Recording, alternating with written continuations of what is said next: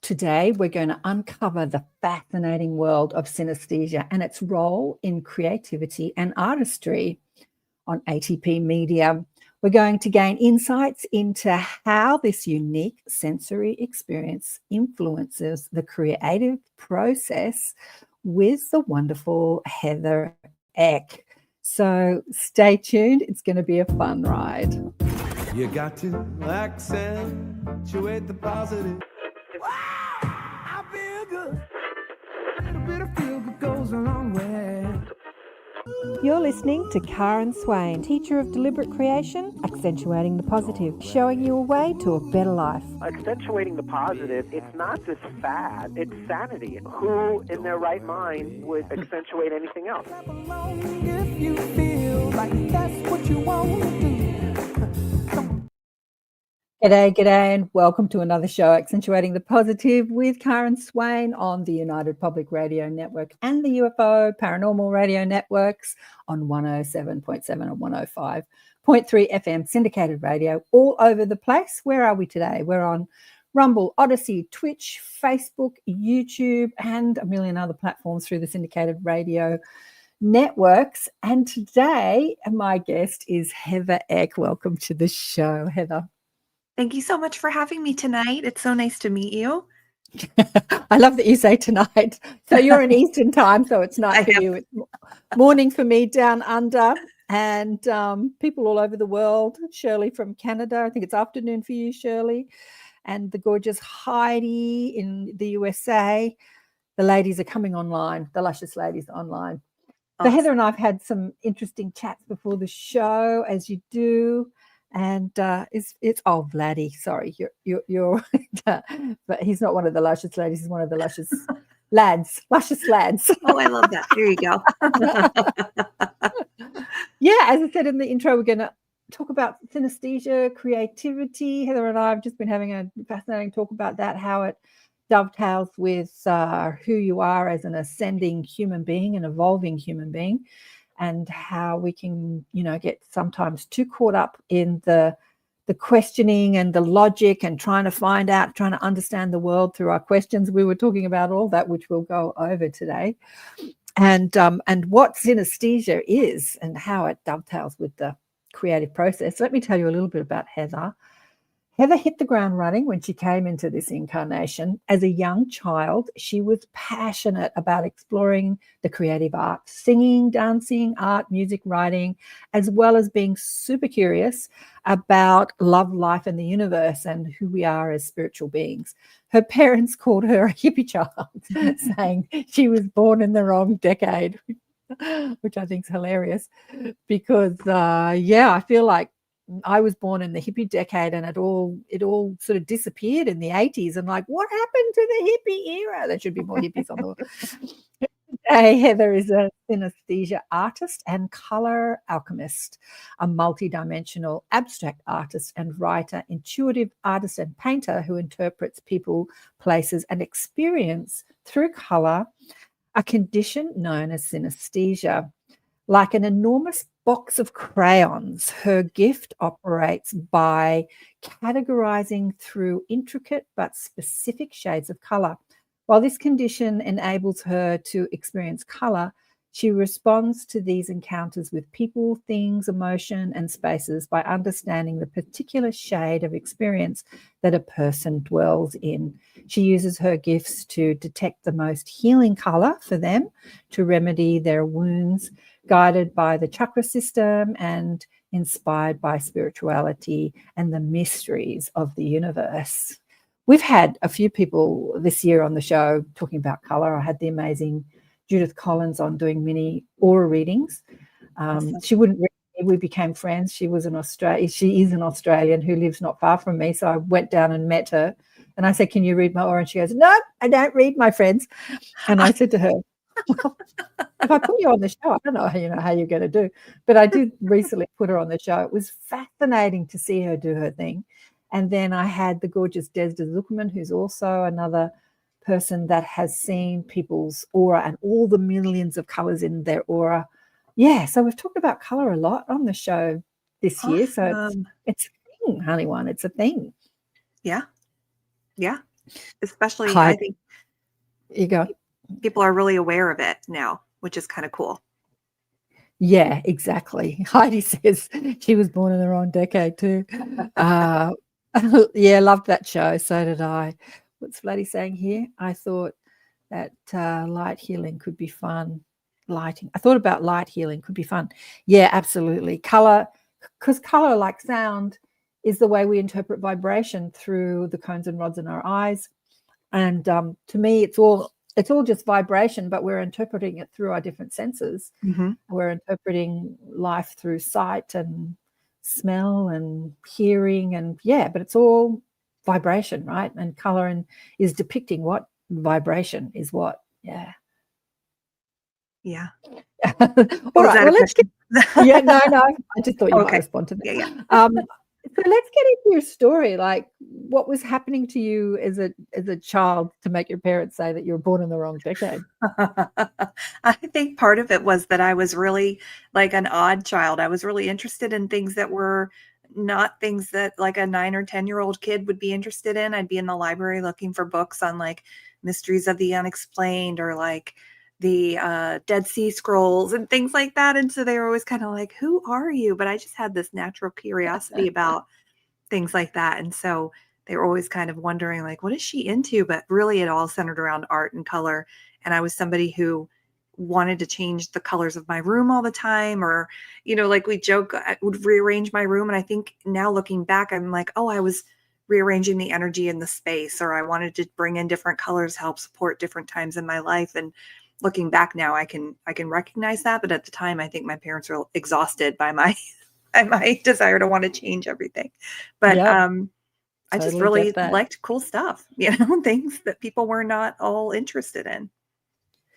And so what made you sort of look more into spirituality and ascension and healing, energetic healing, outside the status quo, like outside the mainstream, what the mainstream was offering you, like to become a nurse or a doctor or, an artist and stuff like that, like a gallery artist? Yeah, I think I always had these interests as a kid. I think that art and color and spirituality was always a big part of my life. And then I remember talking to my dad one time and he was like, that's going to be really hard to get into. Maybe you should do human resources. And I was like, okay. So I went into human resources for a while. And I even remember being in college, I studied human resources, but I minored in art. And on the weekends I would do yoga and I would pick up books on chakras. I always sort of had this like innate curiosity about things and it never left me. It would just sort of hung out here in the background. And then as I got older, as I was in a career that was making me deeply unhappy and I started to feel physically ill, sort of said, this isn't what I want to be doing. I actually think I'm meant to be doing something else. And then I started to pivot back into art.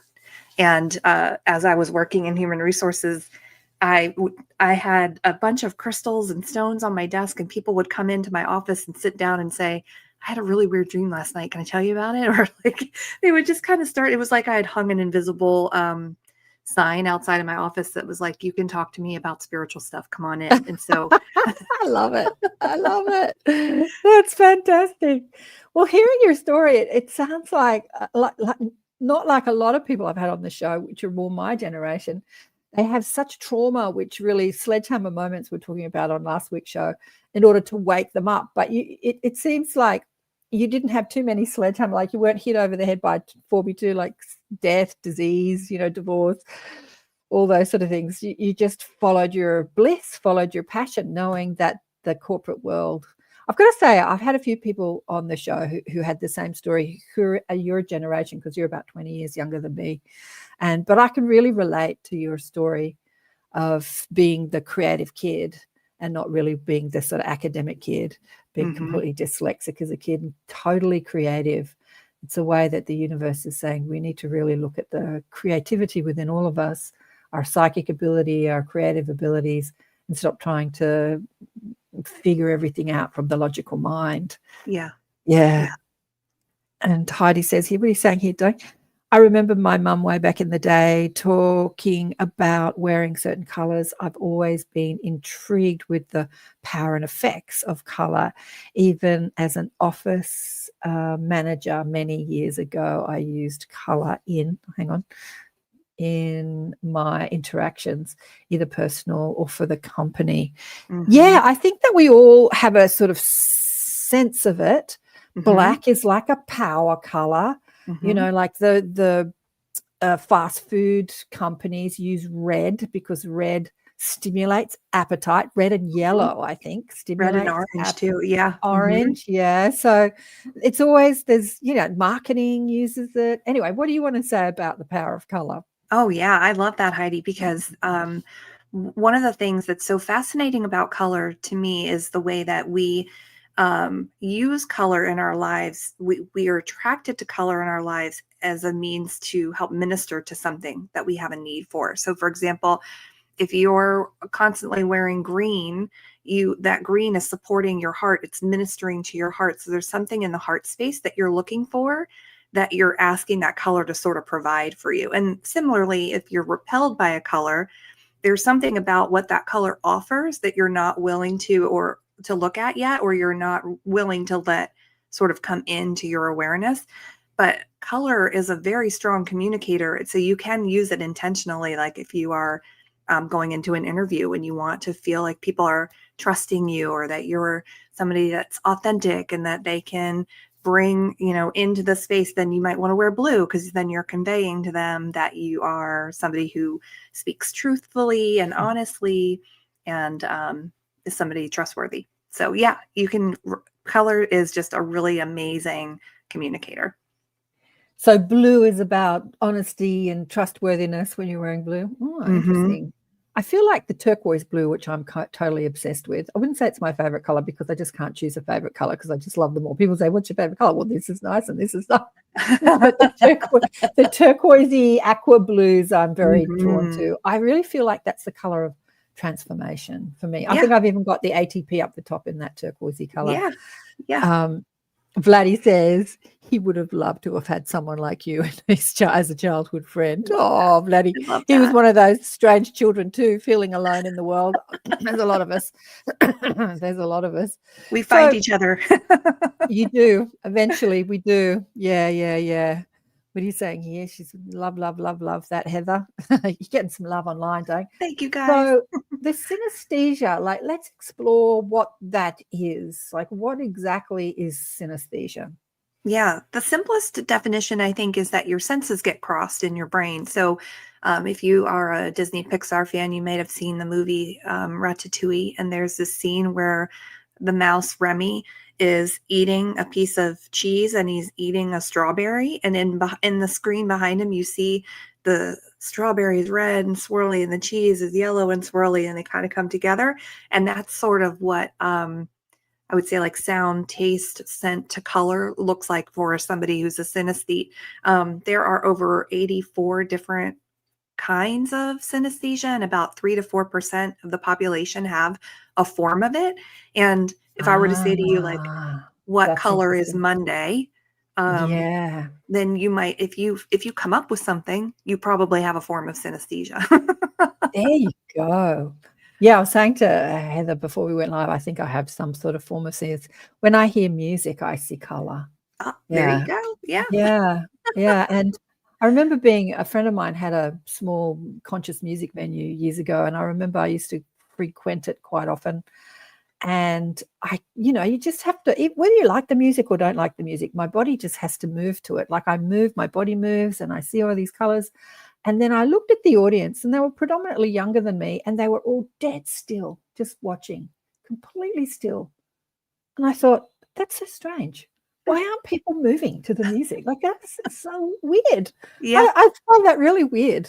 Yeah. So interesting. I wonder why. Yeah. Yeah, I mean, it was a small venue, so it wasn't a huge crowd, but What are you saying here, Alison? Alison says, I find myself wearing the same color as clients. Yes, Yeah. that often happens on the show. I'll put on something and the person come on the show and wear it a similar color. I think that happened with Kristen in the last couple of Elevates I've done with Kristen Elevates, another show I do discussing different things. And I invited friends on. We were both in white, almost exactly similar tops we were wearing. It was funny. Oh, I love that. You're connected. So synesthesia is something that a lot more of the population have. It's not really a condition like a diagnosis. It's just another way of interpreting the world through our senses, that it's more expanded, I suppose, more advanced. So. Yeah. There's like I said, there's so many different forms of it. One of them is being able to see auras. And so sometimes I'll see aura around people's heads or bodies. One of them is called mirror touch pain, which is when you hear of somebody who's had some kind of illness or pain, you will feel it somewhere in your body. Or like for me, I'll get a pain that shoots down the backs of my legs. So there's, all kinds, but a lot of artists have it. Kandinsky, who is a visual artist, had synesthesia. So he would paint what he saw, and I do the same sometimes too, but mostly I see it for people when I encounter people.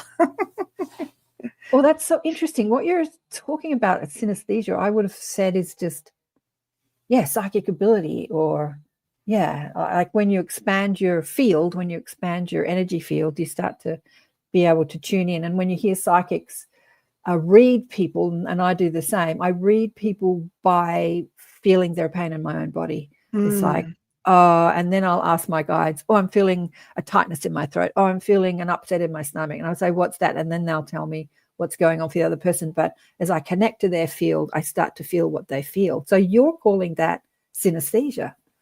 So I have synesthesia, but I also have strongly clairsentient. So I sort of tune into people's emotions as well and sort of get a feel for what might be happening for them. Sometimes it is sort of like putting somebody's energy on like a jacket, and I'll feel in my body what they might be going through or where they might be feeling blocked or stuck. So that's we have that. That's very similar, which is awesome. I'll have to ask you some questions about it. well, I think empaths, it's being empathic, and a lot of empaths, there's a lot of empaths on the planet now, and they suffer because they feel what other people feel. They feel their emotional body, they feel their pain body, and then they're like, I'm too sensitive, and they suffer for it. But it's actually a tool of healing. Like, you can feel it. So I do it in my sessions, and I'm sure you do too. You can feel it without suffering it. Like if you feel something like, I feel a block or a pain or an itch, or, my stomach feels upset, or I feel like I need to vomit. I once did a thing where, anyway, I won't go into it, but I felt someone's mother dying of cancer. That was something I never wanted to do again. But if you come at it from interest, like, that's interesting, what does that mean? Rather than suffering, I'm feeling this pain, I'm suffering, then it just, as quickly as it comes, it goes, and you're not suffering it from it, which Alison says, what are you saying here? I get pain in my body too for people and can interpret it. Exactly. And Shirley, what are you saying here? I hear how people move about. They make unique musical patterns with their gait. Wow, that's so cool. Yeah. Oh my gosh. And Bloody says here, it reminds me of children moving to yes, children do, right? Yeah, it was so weird to be in this small audience of people watching and just seeing them dead still as they're watching it. Like, they were all enjoying it and fast, but no one was moving except me. And I'm thinking I'm the weird one in the room. But yeah, so synesthesia, I think the lines get blurred when we're talking about empathy, psychic ability, synesthesia. It's all sort of, but yeah, I think I had a guy on the show years ago who hit his head when diving into a swimming pool. And when he woke up from his concussion and coma, I think he was in a coma for a while, he started writing music, and he had some form of psychic ability, and I can't remember his story now. It's over a decade ago. He was fascinating. And he and that deaf singer, and oh God, I've forgotten her name, paired up, and they had the most beautiful song. She was a singer, a young girl who went deaf. She had some disease into her death, and she thought her life was over. And then she started feeling the vibration through her feet, and she could sing beautifully and hear his piano through the vibrations of the floor and sing in perfect tune, in perfect timing to him, even though she was completely deaf. So yeah, he'd hit his head on the swimming pool bottom. He woke up with synesthesia and started downloading music, and she's gone, and the two of them paired up, and I can't remember. Oh my their names. gosh, I gotta check that amazing. out. Yeah, I'll find their names in a minute. But they became sort of quite well known because the mainstream news got a hold of them and talked about them, and she became well known. She went on one of the talent shows, America's Got Talents, I don't know, The Voice, and that made her quite famous because he's this deaf singer with perfect pitch. Yeah. Wow. That's amazing. Yeah. But let's get more into your story. So so when did you start utilizing it more for healing? It was I was working in human resources for a video game company, and I was really unhappy in a lot of different places in my life, and I was kind of kind of tired that no amount of time off was going to help me with, and was working with a spiritual teacher, and she and I were sort of talking about, what were you like as a kid? What were you interested in? What were you curious about? And I really had kind of forgotten. I think part of it for me was that I had sort of spun so far out from that curious, creative kid that I was into this corporate person, that I had really forgotten who I was and what I was here to do and all of that. And so when she mentioned art to me, she was like, your gift is creative expression. You're an artist. I was like, oh my gosh, this light bulb went off, and I thought, all right, that feels good to me. And so one of the things that I started doing at the time was just sort of feeling my way into what felt good, because I didn't really know what felt good to me anymore. But I started painting. When I would do a painting for a specific person, I would see like 1 to 3 colors for them, and those colors would sort of tell me what was going on with that person. And then I would paint their portrait, and my friend called them spirit portraits. And I was like, oh, I like that. And then I would sit with the painting and start to sort of interpret, what is it telling me? And what are the colors saying? And what is the color that's going to be the most healing for them? So it was sort of like a diagnosis of what was happening, and then also a prescription of the color and the messages that were coming through me as I was painting. And then it wasn't long after that I decided that I needed to leave that job to pursue my art making full time. And that was very scary and still is some days, but I bet. Yeah. Even though the world has, woken up a lot, it's still, reasonably new, and carving out a career with this sort of thing is still challenging, right? It's not one of those things that you can just put on a business card and say, like, here's who I am. Here's what I do. Well, it's kind of interesting. Like, I think probably about a decade ago, when people did start expressing who they are more openly on YouTube and podcasts, people were fascinated, and they could gain traction and interest for what they do. But now, a decade later, 2025, there are so many podcast shows and so many people talking about it. It's like, I often think, the world's flooded with the information. Are the clients there seeking it and, matching the people giving it? Like, I don't know. And the guides are saying, as I'm thinking about this, the thought that I've had, that as more and more and more and more people wake up, there will be so much more seeking it than people offering it. They're showing me. But we're in this time now where there's just so many people coming out sort of saying, this is who I am, this is what I do. Yeah. But yeah, like COVID, a friend sent me a thing about someone that's coming down under who has his own show, mainstream show, and he had a big wake-up call during COVID, and now he's talking to Bruce Lipton about epigenetics and stuff, and he used to talk about, actors and gossip and that sort of stuff before COVID, but he had a big wake-up call. What are you saying here, Diane Kristen? I can feel when people are high from drugs and alcohol, but I don't have the lower brain capacity that comes with it. Yeah. It's your form of synesthesia. Yeah. Do you feel like that too? Can you do that? Feel when people are high and not No, necessarily? I don't think I've ever really, I think I just sort of recognize it, but I don't know that I've ever felt it. I imagine though that the colors of it are like grays and darker gray blues and different shades of that color because you're sort of dampening that energy there. But I agree with you.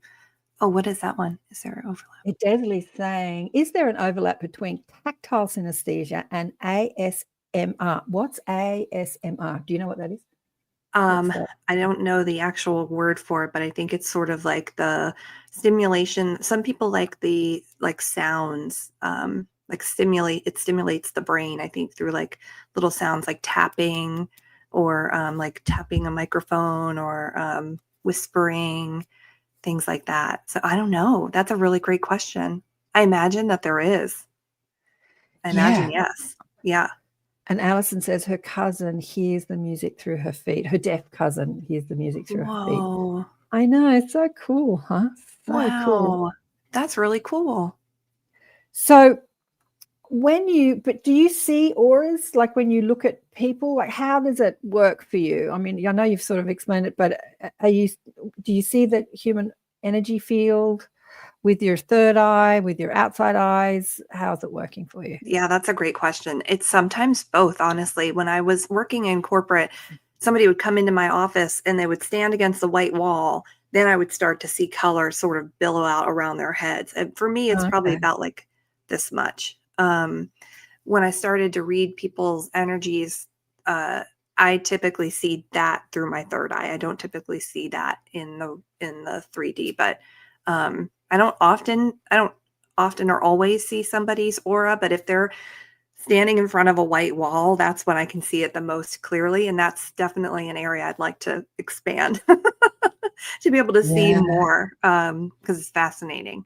It's fascinating to me. Yeah. As I said, I've had a couple of people on the show who are aura readers, and I don't see colors around people through my outside eyes. I can see anything I want through my inside eyes, but yeah, I've tried for years, like when I was young, people like to teach you how to see auras, but I was always thinking I was going to see them through my physical eyes. Mm-hmm. And I can blur my vision and see the white line around everything, like the energy field around everything, but I've never seen color through my outside eyes. So it does fascinate me, the people that can do that can see color.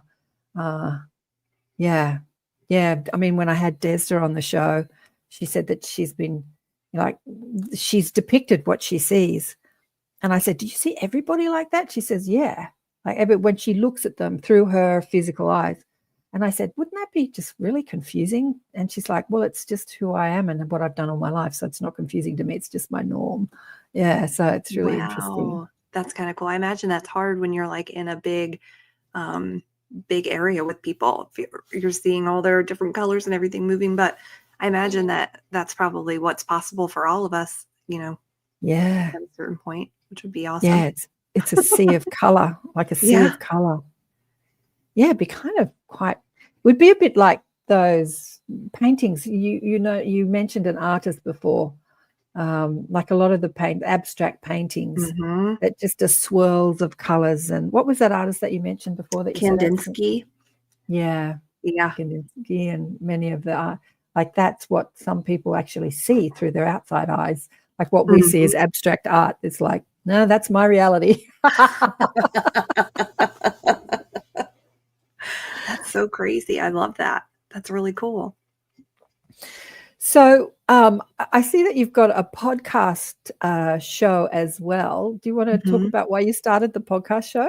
Sure. Yeah. I had been working with a podcast booking agent for a while. And after about 2 years of being a guest on shows, I had a dream that I should start my own show. And I have a lot of really awesome friends who are like, I would say like the Avengers of spirituality, like everybody does something really cool. And so I thought, well, let me just start with them. And I wanted to call it Your Radiant Spirit because I think we're all radiant beings. And what I see for somebody is the radiance that they have the potential for. And so what I started to do was to interview people who are out there doing healing work for people as well, to show everyone that there's so much potential and possibility in healing, supporting, and balancing our lives outside of the human, more in the spirit, and that there were lots of different modalities out there, and you could sort of find the one or multiple ones that work for you.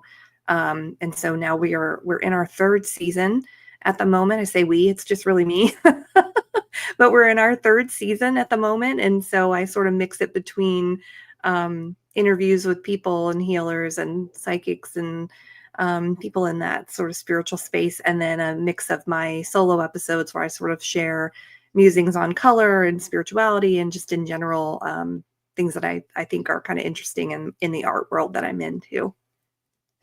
Yeah, I know a lot of artists who would love to utilize their creativity more for the healing arts. I've had that discussion with quite a few clients over the years.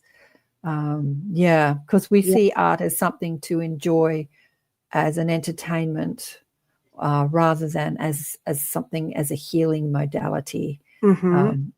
But with your podcast show, getting back to your podcast show, I think it's only on audio, isn't it? It's not on YouTube. It is, yep. Yeah, it's an audio podcast. But like using color and art as a way to heal people. So I think we were talking about, before we went on the show, seeing spirit. What was the conversation we had? And you said that you were drawing. Oh yeah, I was talking about Jamie Butler seeing Mr. Crisp when she was doing the interview with Jesus on the other side. And you said that you drew someone else that was deceased, and you drew a transgender. Did. Yeah, I was painting different portraits for people, like realistic portraits, and I sort of dabbled in that for a little while. And even with pet portraits too, I'll do a pet that's in the colors that I see for the pet too. But in this instance, I ended up painting someone named Lily. There was a movie made about her called The Danish Girl, and after I finished it, I thought, that's a great movie. That's who that is. And I have no idea why Lily came through my painting. But I guess she just wanted to be seen. And it was so funny because I had just found that in a stack of paintings the other day, and I picked her up and looked, and I went, oh, this is so interesting. I love this. Well, let's ask Lily, like, tune into her and ask her. You can do it. Tune into her and ask her, why did she come through? Because there's a synergy here. There's a synchronicity here, because you did it, and then you stopped thinking about it, and then it came to you the other day, and then we were having a conversation about something similar, and now we're talking about it on the show. What is Lily's message? Oh, I think it's really about acceptance. I have this really strong, I don't know if the word is interest, but spiritual responsibility is very important to me. And I think, it's important for people to recognize that we are so much more than just a human, that we are spiritual beings, and that and we all have something to offer, and that we're all beautiful. And so I wonder if Lily showed up to remind us to be loving and accepting, and to not be judgmental, and to not to harm someone who is just being themselves, and to just let ours. Oh, I'm getting hot. I'm getting chills. Like, to be unapologetically ourselves. Thank you, Lily. Thank you, Lily. Absolutely. Which I thought was the message. I found the person I was speaking about before, who dived into a swimming pool, hit his head and woke up with synesthesia. His name is Derek Amato, Amato. And the deaf singer that he, that's over a decade ago now, I don't think they're together anymore, but he teamed up with to do a few songs with was Mandy Harvey. One, that for people that are interested, I found it on my website, because me and names, I've spoken to so many people over the years, I always forget people's names. I don't forget people's names anyway. But Alison said her deaf cousin. What else are you saying here, Alison? After my NDE, when people stood against a light-coloured wall, I saw certain colour. Oh, you did around them, but when they moved, it left. Negativity, it left like like a negative, like an imprint of the opposite color on the color wheel. I have seen that, actually, Alison. It's funny that I've seen that too, actually. That's interesting. Not around people so much, but sometimes when I'm staring at a color somewhere, the opposite color will pop out. Like there might be a green sign and then a magenta, like a lime green sign, and then a magenta color will sort of pop out. What's that about? You know what? Truly, truly, truly, that happens to me all the time too, and I haven't figured out yet what that is. So I Okay. love that Allison asked it. I love that you said it too, because I'm so curious. I wonder if so I always think of it as a complementary color. And so that's sort of the way that my gift functions too. Like if I see somebody who's in grief, I'll see them as like a blue gray. So the complementary color would be like an orange if you're balancing against that blue. And so orange is actually a color I would recommend to be uplifted and supported and to feel better, to kind of pull you up out of that darker place. So I wonder if it has something to do with the complementary color to that color that you're looking at or something like that. I'm not sure. It's a bit like she said, it's like seeing the negative. It's like Mm. the negative to a video. Like we don't have negatives anymore because we've all got digital cameras. But back in the day when we had negatives to photographs, yeah, the negative was a different color to the photograph was all in color. Yeah, it's weird. But I don't Wow. see it around people. It doesn't happen to me around people because I don't see colors around people. But it's when I'm staring at a color like a sign or something, yeah, the opposite color will pop out in the same shape. It's so interesting. But so when I'm staring at a sign, there's no, like the sign doesn't need healing. So I'm just trying to sort of Yeah. put it in perspective when you're talking about, like when you see the grave, the opposite color pops out to you because that's the Yeah. color that's presenting that could offer healing. But You know what's coming up for me now is that I think just because everything is energy, yeah, like Allison said, like balancing it out. I wonder if it's just simply balancing that energy, like that energetic impression or signature that's left there, that it sort of offers it like a counterbalance in some way. It's great. yeah. Yeah, that's so cool. Kristen, yeah, that's the great question. Thanks, darling one. Kristen says here, how did your friends and family adjust to you making the change out of the corporate world? Great question, darling one. I think I shocked the crap out of everybody because I am notoriously the good girl. I think I am a recovering people pleaser, and I think that the reason that I set about on that path of human resources and corporate for so long was stemming from the need to please everybody else and not myself. So, Yeah. the last couple of years have been really uncomfortable for me because I'm learning how to establish boundaries where I didn't have them before, where I needed to have challenging conversations with people where I didn't do that before, make decisions for myself that make me happy where I wouldn't have done that before. And so I think my mom had done a psychic reading with someone, and my grandmother came through, and my grandmother said to her, "Wow, Heather's really setting the world on fire, isn't she?" And I think I was kind of like, "Oh God, they're all over there going, what is she doing?" But I wonder, like in my mind, I'm like, they were cheering me on, right? Like, I think they were like, "Yes, go do it. Don't, sit in a place where you're not happy." And so, but it's been a rough couple of years just for me trying to become more of who I am and hope that they accept me for that. Because that's one of my biggest wounds is acceptance too. So I want everybody to like. Oh, they don't accept you. They don't accept you. I've got a lot of people that don't accept me. And does it worry me? No, because this is how I figure it. We're all going to reemerge. We're all going to end our time here on Earth. What does Belinda call it? Schoolroom Earth. And we're going to reemerge back into the, super intelligent, infinite intelligence of who we are, of who we really are. And we're going to go, oh, drats, I should have been more understanding of who she was instead of judging her for being weird. Like I always see that, My dad died years ago and he didn't get me at all. And I really wanted him to come through after because the ego is kind of like, I wanted to say, see, I told you so, but I did not get that. I just didn't get that communication with him. What I did get was just his smiling face of him just living inside that knowing and just understanding that it's all a play that we're playing. It's all a game. It's all a play. And there's no right or wrong. There's just what you're choosing in the moment. Yeah. And but I love that you say I'm a recovering people pleaser. That's hilarious.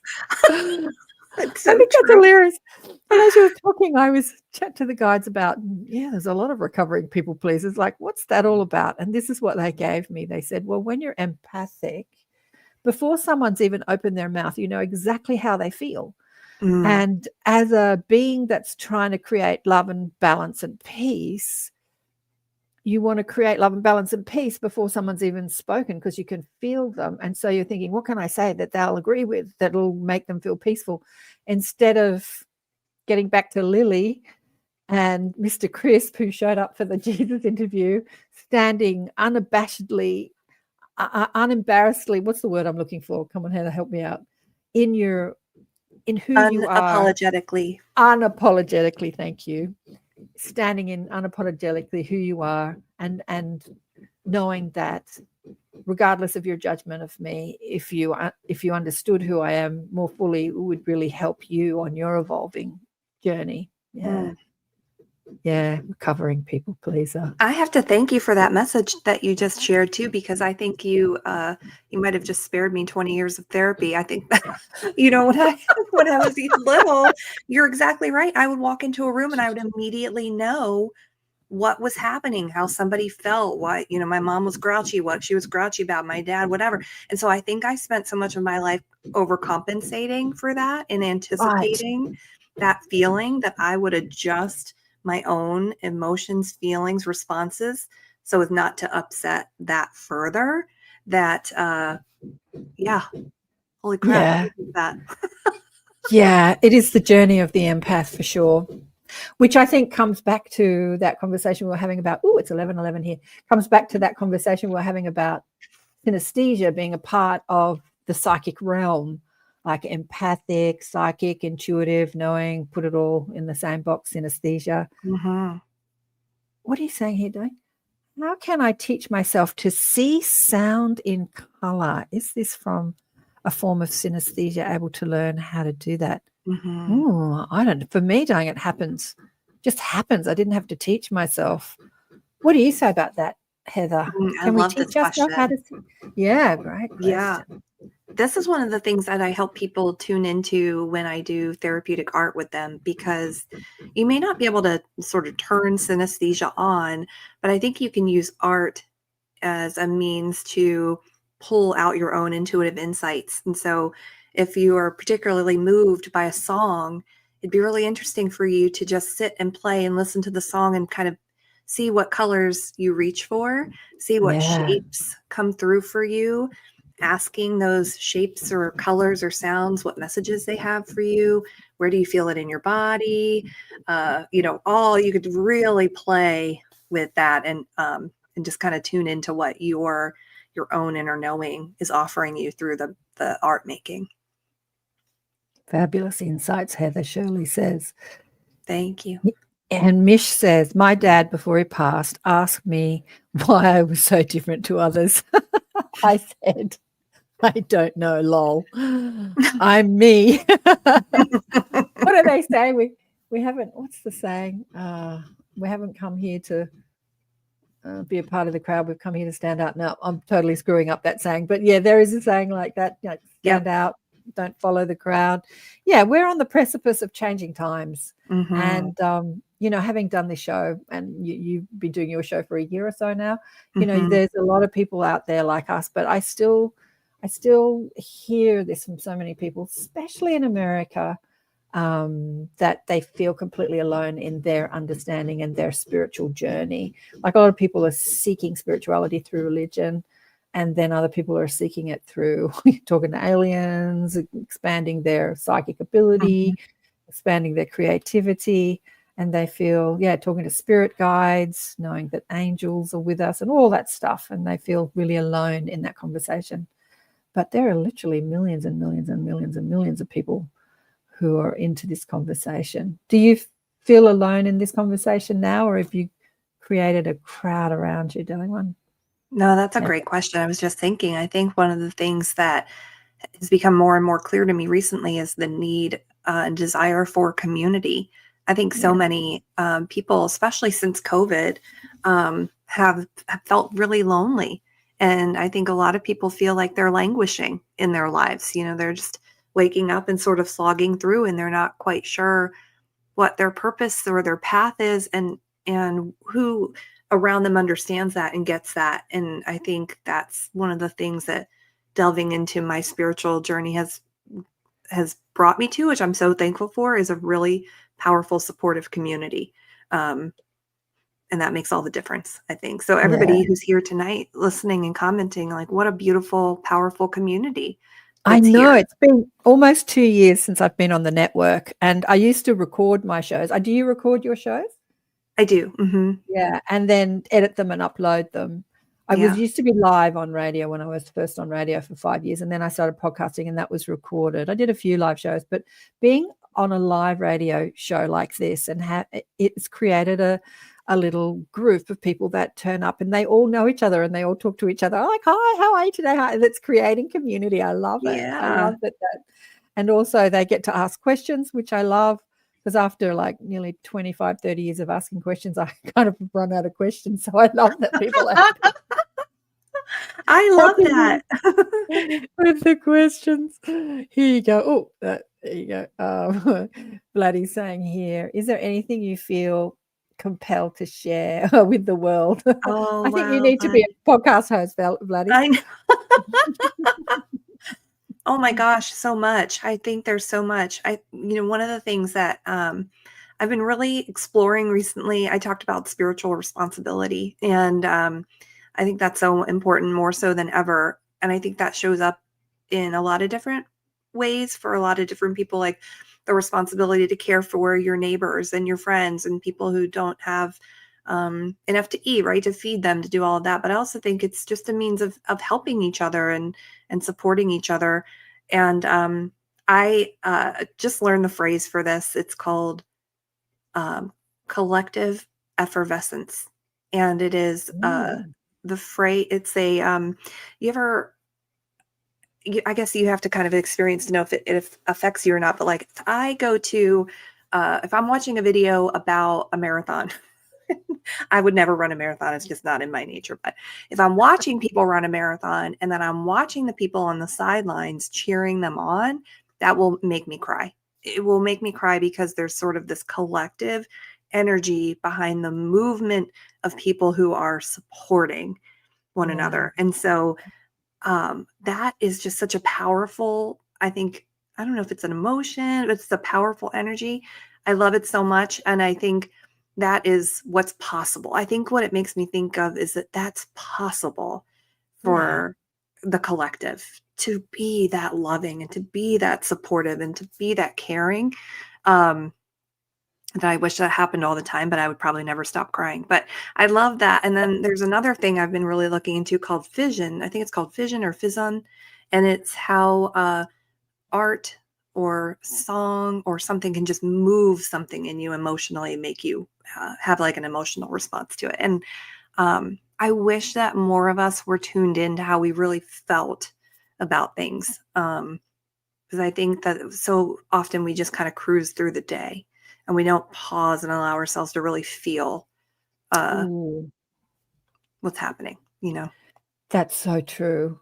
That's so true. My guides gave me a experience of this because Heather and I were talking before the show, the logic mind versus the intuitive mind or the creative mind. And Heather, like me, is full of questions. She was saying she was full of questions, and she was telling me about exploring the Hebrew texts and going down the path of looking for meaning through the Hebrew words and letters, and because she's got such a curious mind, she wants to know about everything. And I was saying that with my journey, my curious mind awakened me, but it also cut me off from my psychic abilities because I was looking for the answers outside myself instead of inside myself.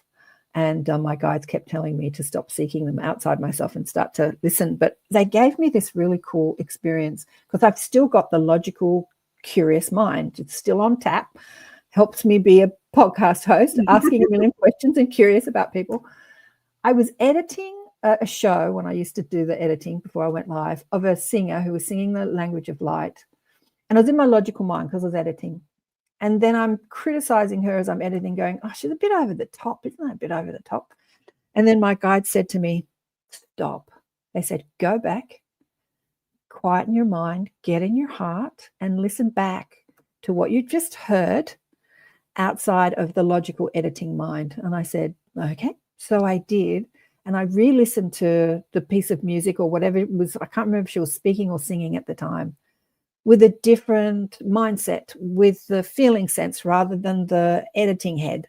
And I just burst into tears at the beauty of what I was listening to. And they just gave me this, this is the choice we have. We can listen through the critical mind, or we can listen with our hearts, and we have a completely different experience of the same thing. And I'm like, wow. And they just taught me how I do that. I listen with my critical mind, go into judgment and criticism, and then you can listen with your heart and see the message, hear the message, see the beauty. Yeah, it's powerful. And what you were talking about with the people, that spoke to me too, with the people cheering. I've never been a sports fan, but my girlfriend was married to a sports celebrity. She took me to a football game once. I never really wanted to go to a football game, but the power of the crowd cheering for their team was unbelievable. Yeah. It was like, whoa, I didn't know this is what football games were all about. Like, feeling that was just, wow. Yeah. I painted a piece called The Sound of the Crowd Makes Me Cry. Right.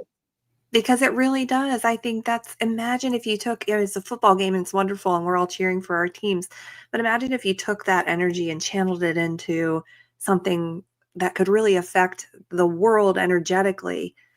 Yeah. That would be amazing, right? That'd be amazing to try to get everybody on board. It would be amazing, because just like my guide showed me, we're all available to the critical mind or the intuitive mind or the loving mind or the, heart-centered mind. It's within all of us, even the empaths and the psychics and all that. But I think with that energy that you're talking about, it exists all over the place, with people cheering for their, we're talking about talent shows but what we do in this third dimensional construct is we pit one against the other. So now there's competition. And as we pit one against the other, we cheer for our team, but we hate the other team. So it engages the passionate mind as well as the critical mind. Yeah, so it's interesting, isn't it? Yeah, that's a great insight. I never thought of it that way, but you're exactly right. Competition. Exactly right. And I often think, even cooking shows, a girlfriend of mine's obsessed with, at home. Why do we have to be in a competition when we're cooking food? I just don't get it. I don't get it. But they're huge, these cooking shows. Watching people cook be too boring unless we were pitting one against the other and one was winning and one was losing, one was getting eliminated. I'm literally watching this show called Next Gen Chef on Netflix, and last night I was like, please don't send Sydney home. He's so sensitive. Don't send him home. Poor Sydney. We were just joking about this too, like the way that the universe supported him, because in the last competition, he had to make an omelet, a French omelet.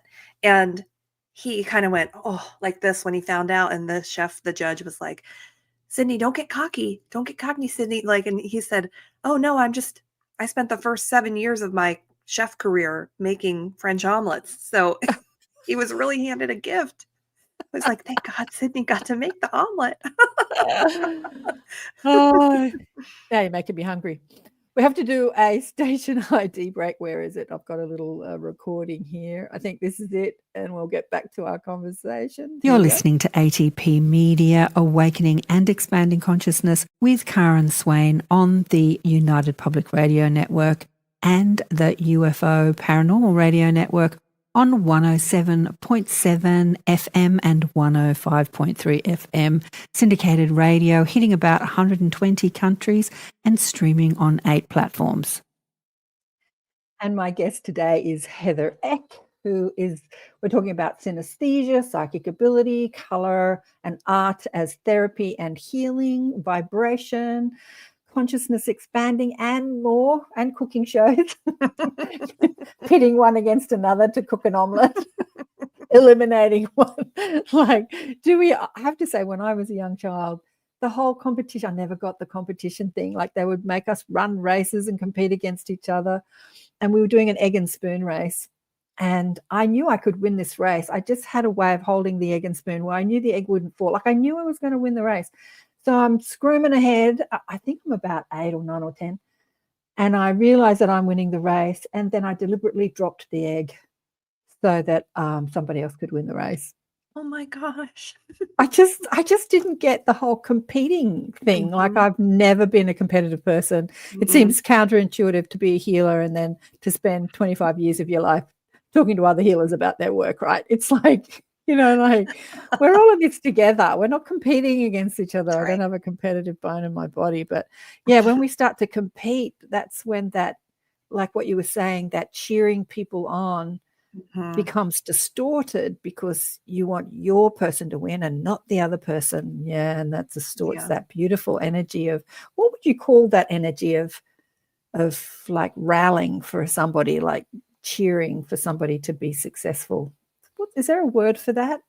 I'm not sure. I think that was the collective effervescence was the best phrase I'd ever heard to describe why cheering for someone makes you emotional. I loved that phrase. I thought, oh my gosh, I get it.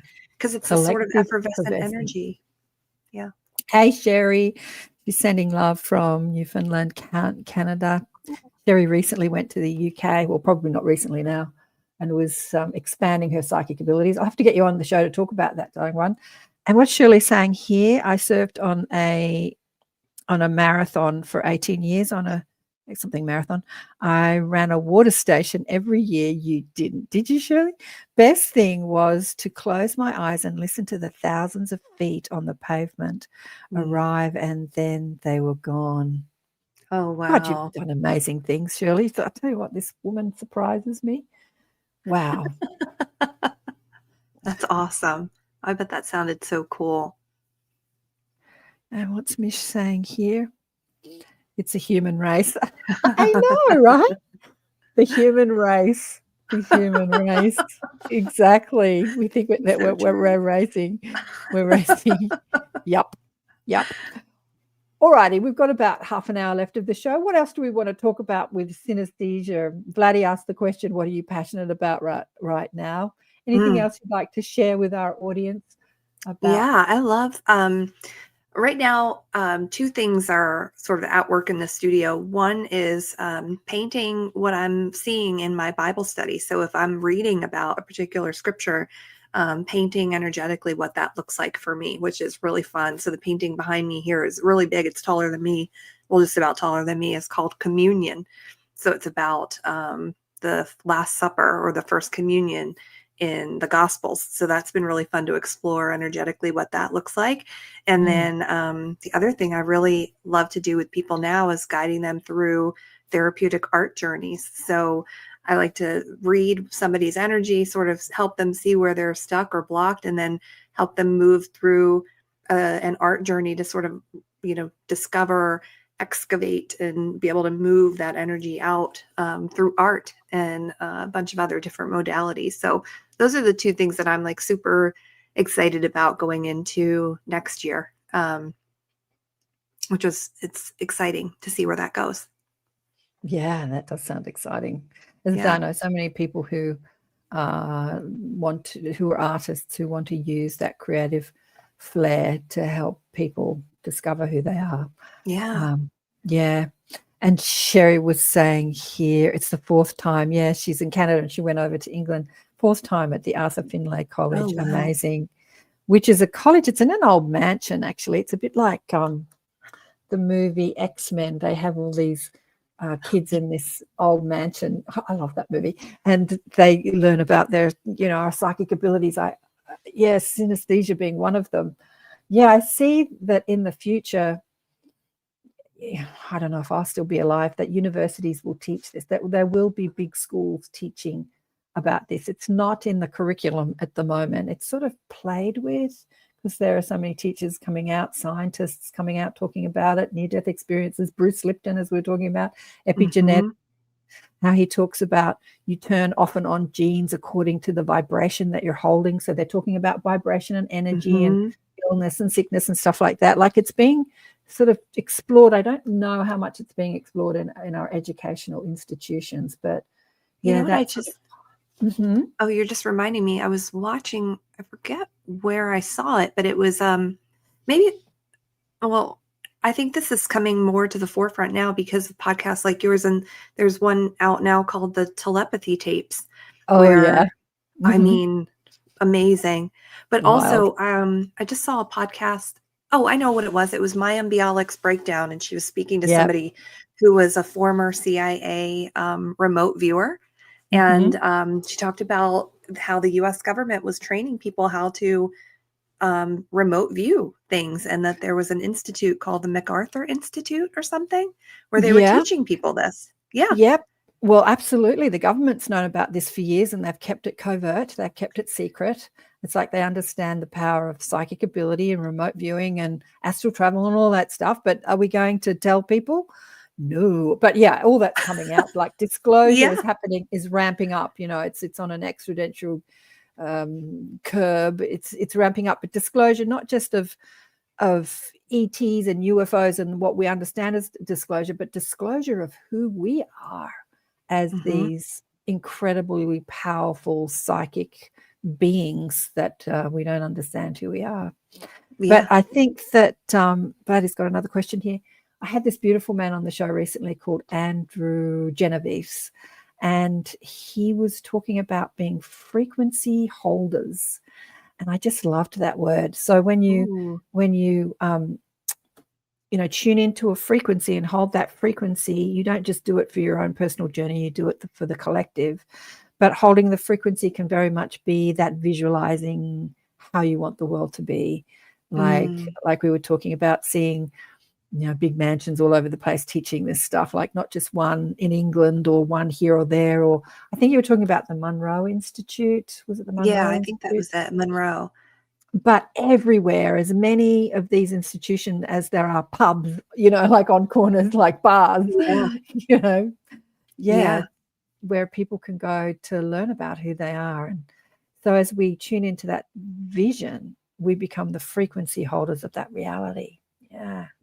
Oh, that's cool. I love that. Yeah, I think it is becoming more and more mainstream. Like I think about organizations like the Forever Family organization that helps to certify psychic mediums to help people connect with their loved ones who've crossed over and things. So there's lots of different places that are, I think, starting to teach and validate this stuff, which is really cool. So I'm hoping that more and more people do that in the coming Exactly. years. Yeah. I mean, I love watching shows like Maya Bialik because she, started talking about psychology and physics and then maybe last year or this year she started diving down the rabbit hole, and she's had what's that channeler with the Z's? What's his Oh, name? Lee Harris on, Mhm. and like she's really going there and expanding her reality, but she's taking her audience with her. She's somebody who's famous, being Yeah, an actress. I love watching that stuff. me And then, too. I keep tuning into her shows because she's really going there, and I'm like, yeah, yes, go girl. I know, Yeah, it's awesome. yeah. And also Jimmy Dawes. What was Brad? Brad sent me a message this morning. The guy interviewing Bruce Lipton. As I said, he had a normal sort of Tonight Show type show, and now he's talking about it. Jimmy Dawes, the Jimmy Dawes show, and he had his massive wake up during COVID.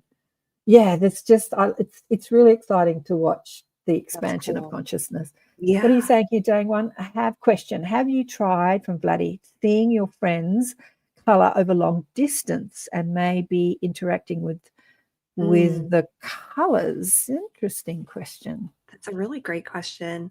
I usually, I have tried that actually. I haven't tried interacting with the colors, more so just reading the colors. I had a friend whose uh, stepdad was nearly close to crossing over, and she asked me to read his colors so I could get a feel for what he might be going through. And so I sort of explained what I saw for him and uh, gave her some perspective on that, but I didn't interact with them. And I'm curious how I might do that. Thank you, Vladdy. That's a really great question. I'll have to play with that a little bit and see. That's a really great question. Thank you for that. Yeah, what I ask people to do when I ask them to visualize the energy field of people who they want to help, Uh-huh.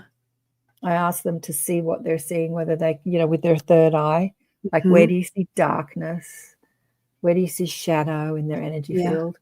And then put some light into it. But the thing is that, as I said to you before, the curious mind had me seeking, but then getting connected to the infinite intelligence of the cosmos, they've got the answers. It's like Google of the cosmos. So Yeah. what you see, you can still ask them to tell you what is needed. And that's how I work. Rather than needing to study and figure it out, I just ask them. So what color would be the best for what I'm seeing? And then visualize, like ask the mob, ask the guides, and then visualize that color, sometimes white light, sometimes gold light, sometimes green, whatever color comes to your first thought. And I don't know, is that a way of interacting with the color? I don't know. Is that what you mean by Yeah, I interaction? think so. I think I'm learning so much from you tonight too, because I, when I look back at my early corporate career, I was definitely a certification chaser. I was looking for validation outside to tell me that I was acceptable in certain areas. And so, like hearing you say that makes me go, oh, I don't have to seek that certification. I just have to sort of look for it. In my, and I just saw Vladdy's comment too, and now I'm like, oh my. I What, just this have to one? sort of look for it in here, in my consciousness. You're blowing my mind tonight. Yes, thank you. That Well, felt like a new direction. you're tuned in, tapped in, turned on to the mob, to the guides, to the infinite intelligence of the universe. So yeah, all the Yeah. answers are within. That was one of my biggest lessons as a young seeker. As I said, I was saying to Heather before, when Brandon was on the show, we were talking about us answering you doesn't enlighten the world. It's your questions that enlighten the world. Like your questions summon the energy, summon the power, summon the answers. But once you've got the answers, then we're waiting for your next question. So the questions are important, but then seeking the questions from outside yourself says, I don't have access to the questions. So it's like you're limiting yourself. Whereas when you understand that you have access to infinite intelligence, you can ask the questions and then tap into that intelligence and bring it through, either through your art, your healing, your words, music. There's a million ways we can bring it through, right? What's Sherry Yeah. saying here? Oh, I've lost you, Sherry. There you go. I've played with color a lot. You can ask your friend's soul for, what's that say? A few. Oh, a few top colors, and to read the person from that. Oh, I see. You can ask your friend's soul friend or person that you're reading for a few top colors. Yeah. Yeah. And I guess that, is that Tamish? Oh, yeah. I found that each color has a vibration. So my glasses aren't working. I'm getting blinder. These glasses aren't working anymore. I have to put stronger glasses on. Can you read it for me? Oh, yeah. I found that each color has a variation. So depending on the exact color of red makes me feel something different. Yes, absolutely. Right. It's like a box of crayons and you get different shades and each shade gives you something different. Yeah. No, I'm just as blind with those glasses on as I am with them. Have to My try to eyes make are the getting- text bigger. Yeah, that's Yeah. true. I could do that. These are such great questions and such great perspectives. I am really enjoying the conversation because I feel like I'm learning a lot. I'm taking a lot away from this. And I'm like, oh my gosh, I hadn't thought about that. That's so great. Thank you guys. Well, that's nice to know. That's very Yeah. nice to know. Yeah. Yeah, as I say, we've explored color a lot this year on the show with different people. And I think that we forget how powerful color is. Well, And yeah.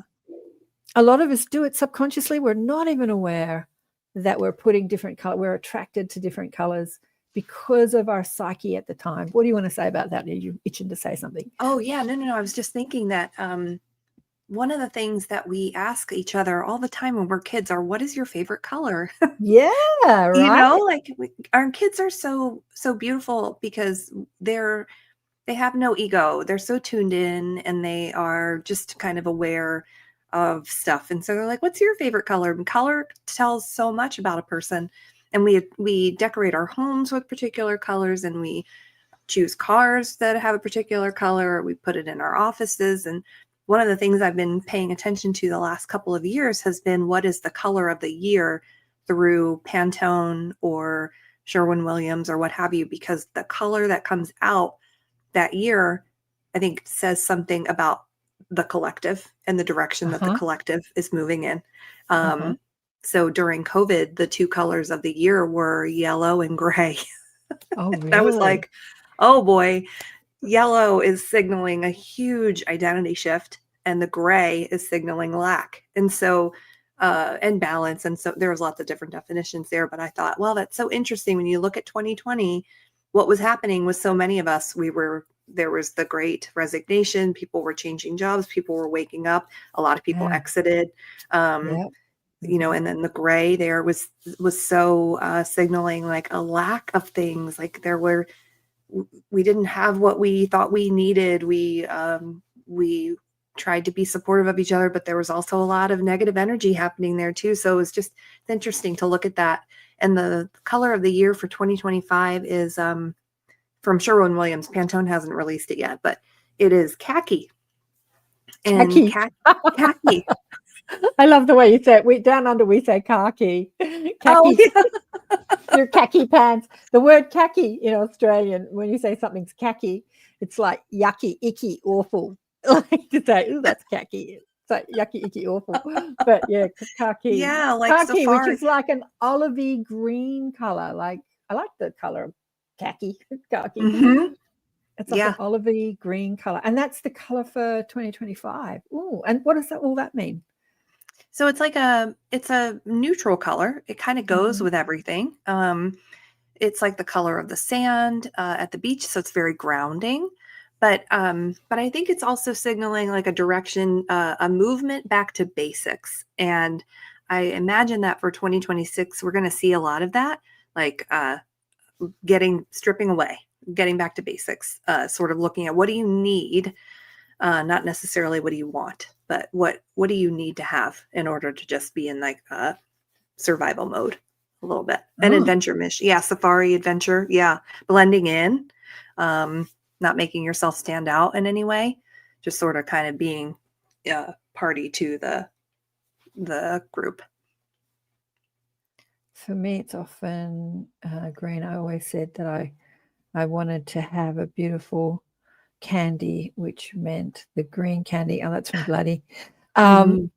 So collective learning and effervescence. Like safari, adventure, and adventure. So so this year was khaki. And what did you say next year was 2026? So actually 2026 is khaki. That's the Sherwin-Williams color. That's like the paint color. And what was this year again? Forgotten already. I think it was moose. I think it was brown. So another grounding color. Oh, okay. Moose. But I don't know how it is in Australia for home colors, but here in the US, we saw a lot of color get taken out of houses as a trend. Everything trended towards whites and light grays and a lot of neutrals. And so that's exactly what I'm doing at the moment. I live in a townhouse complex, which is yellow. It's 30 years old, so it's pretty hideous. Yeah, and we're turning it into black and white. Oh, black and white. Yeah, taking the color off. Yeah, but when you go inside the house, my house is full of color, but I actually love the black and white, and I love the green of the garden next to the black. Like it's. I feel like the house shouldn't stand out as a statement piece, but it should be a background color to showcase the greenery of the garden, so to speak. Or but it's beautiful. Interesting. You're absolutely right. I was talking about this with the person doing the building. Back in the 80s, peach or a salmon color, like all the houses were painted a similar, a bit lighter than your top that you're wearing, that sort of peachy color.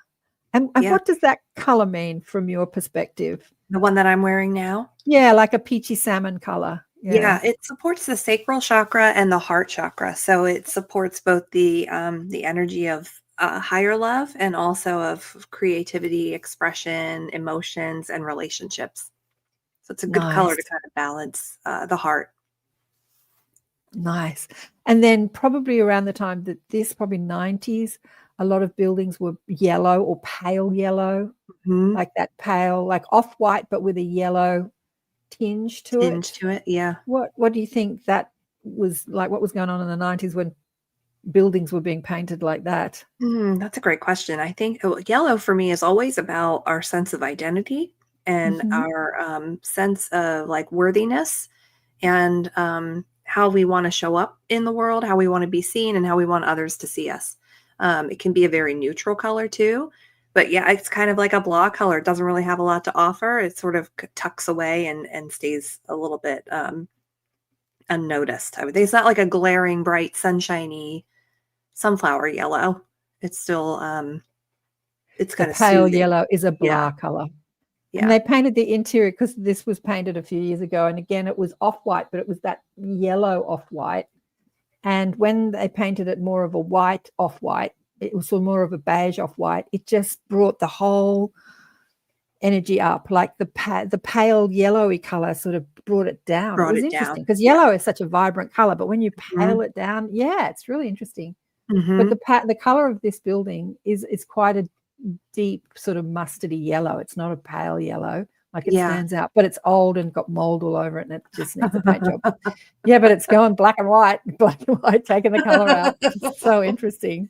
I love Yeah. that. Have you asked what is bringing those colors to you? Like, asked your guides why you're bringing in the black and the white? It's so interesting because I just wanted to make it simple and just simple. I don't know. Mhm. And then I looked at new builds around the neighborhood, and all the new builds that have just been finished are all black and white. And I Uh-huh. was saying to the girl who was part of the team, the builders team, I said, maybe I was just tuning into the collective unconscious. Mhm. Because everything's black and it looks really smart. So it's got the black and white building, like black fences, white walls, and then the Mhm. greenery of the garden. I think it looks really crisp and smart and new Yeah. and fresh. It's a Yeah, and then striking color palette for sure. and it showcases like when you have flowers, then the color of the flowers pop, and the color of Yeah. the greenery pops. It sort of doesn't overtake the nature that you put around it. That's what I think, anyway. But yeah, I I think I love was that. just tuning into the collective unconscious because everyone's doing the black Mhm. and white. I'm like, oh, I didn't realize everyone, because I knew I Yeah. liked it. I just didn't realize everybody else liked it too. So yeah, I was tuning into something.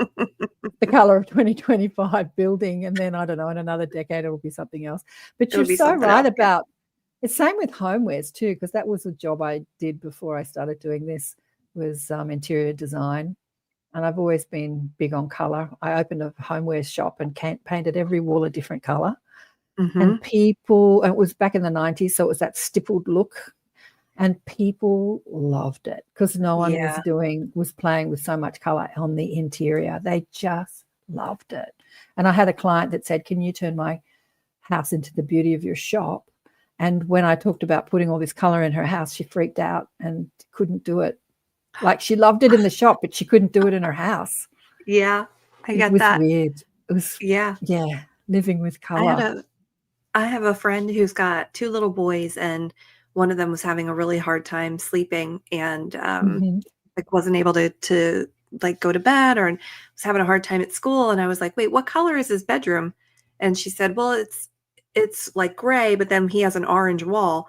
And I was like, "Does the orange wall face him at night?" And his bed faced the orange wall, and I was like, "Oh, girl, that orange is, like, exciting him, creates hunger, it creates movement, it creates action." I was like, "How do you feel about a soft blue?" Then we went Yeah. in and painted that wall for her, and I mean, it didn't fix all of the things that were happening, but it certainly brought the energy of that space down to a more soothing level so that it was a place where he could relax and not Rest. feel so, like, Yeah, keyed up all the time, you know? exactly.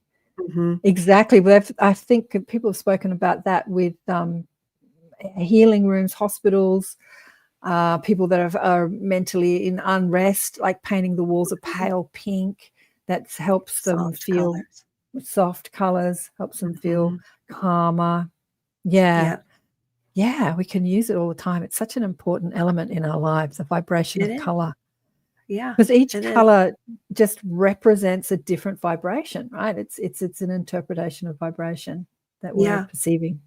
And you know what's really fun too? If you are curious about what your spirit's been communicating to you, you can look at your laundry from the week before. Look at what you wore. Look at it. Look at what's in your laundry basket. What color did you wear the most of last week? And it'll really give you some perspective on sort of where you are and what you're trying to bring in to find balance and support. So I know, like, if I am going through a hard time or my back hurts or I'm just feeling really conflicted or confused about something, I can look at my laundry, and I've worn black almost every day that week. Mish is laughing. Ha ha ha, black. Black.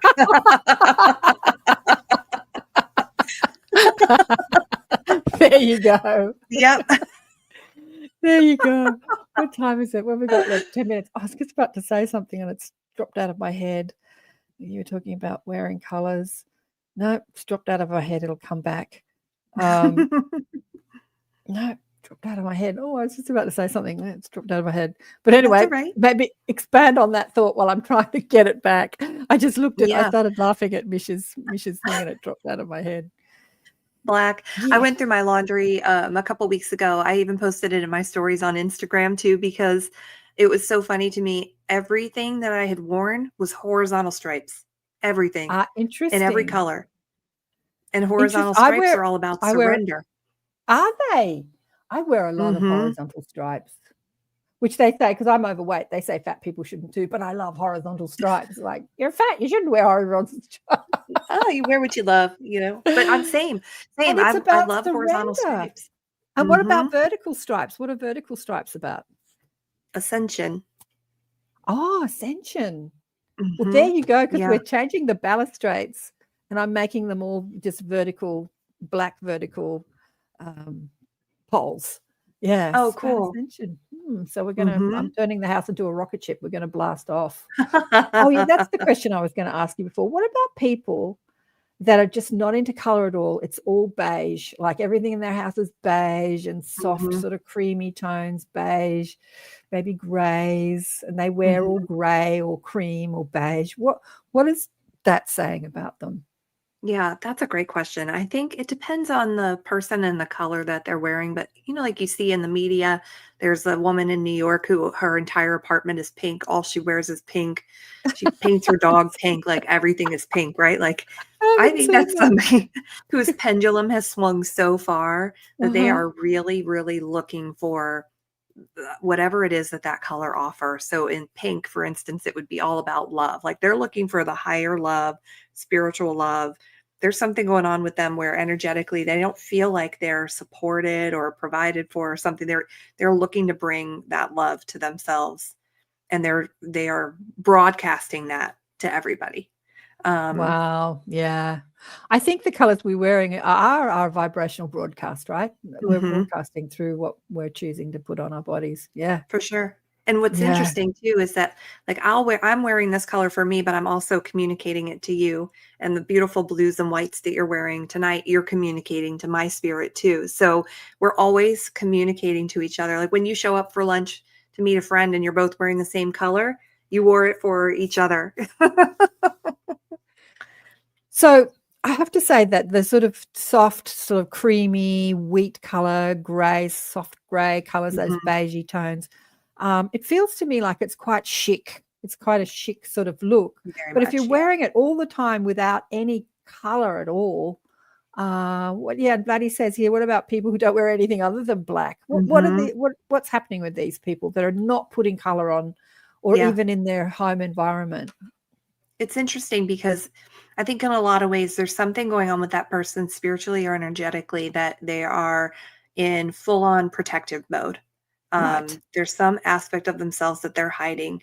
There could be Makes trauma that sense. they haven't explored. There could be something where they just don't want to be seen.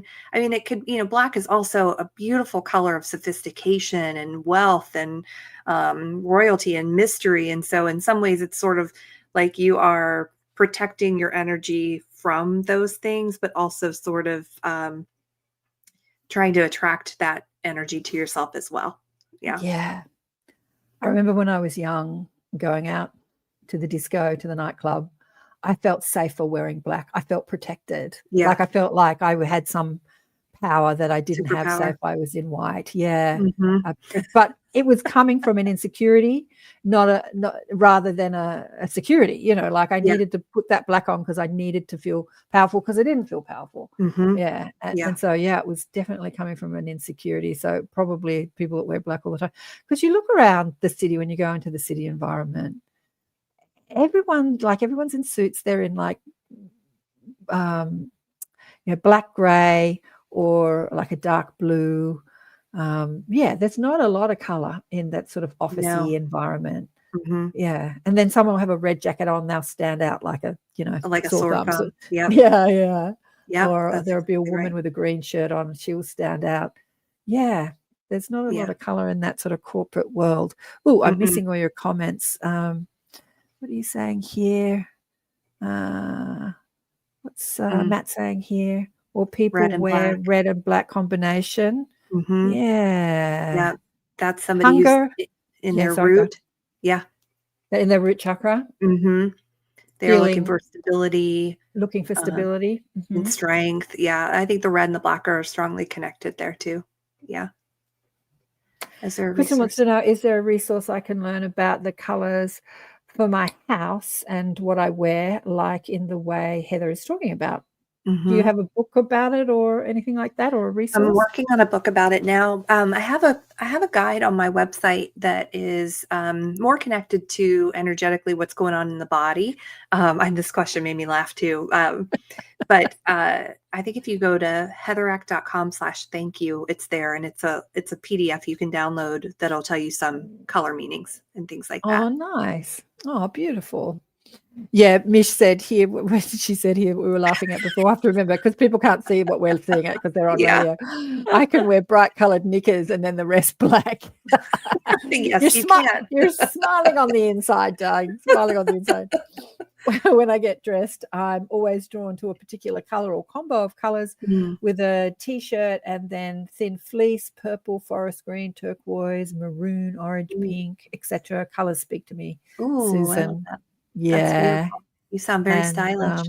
oh yeah, Sherry's laughing at Sherry's laughing at a lot of these people. I know, and I know what they look like. But do I know what you look like, Susan? I'm not sure if I know what you look like, what you wear. That line lines up with my roommate. He can be a killing machine and fears this side of him that he may not be able to regain consciousness in a fight before it's too late. When you say killing machine, do you mean like on games and maybe your flatmate's wearing black all the time? Yeah, I Interesting. wonder if that's it. Yeah. I reckon people that put a lot of black on are really insecure, because I just remember when I wore a lot of black, I was insecure. But I love wearing black today. I still wear a lot of black in winter. Yeah. I don't love putting it on so much these days. I've got this black sweat hoodie thing that I put on, and I often feel like it's heavy. Yeah. I'm moving away. Yeah, moving away Mhm. from black, but I used to wear a lot of black. Yeah, giggles. We're running out of time. 3 minutes to go. Darling one, it's been such a joy. I love you. You're a cat. So just remember, and I love what you're doing. And just remind people where they can find your podcast. Let me just share the screen. I'll share your Heather. Here we go. Share your website with people. So your website is Heather Eck. Eck is spelled ECK.com. And this is your Radiant Spirit. Is your podcast show. That's right. Where you have lots of conscious conversations with people. It's an audio only podcast show. And anything you want to say before we go? Thank you so much for having me tonight. I loved interacting with your wonderful community. And if you are curious about where color can take you, I'd love for you to connect with me on Instagram. You can find me there at Heather Eck Artist, and just message me that you were on the show tonight, and I'd love to give you a free color reading and share what I see for you. That's beautiful. Oh, that's very generous. Thank you for that, for doing that for my audience. Absolutely. And thank you, gorgeous one, for being on the show. It's been a joy and a pleasure.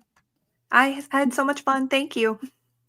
And I just want to remind people too that on Elevate this week, the gorgeous Kristen Mishmash is joining me, and we're going to talk near-death experiences. So we're going to talk about what they mean.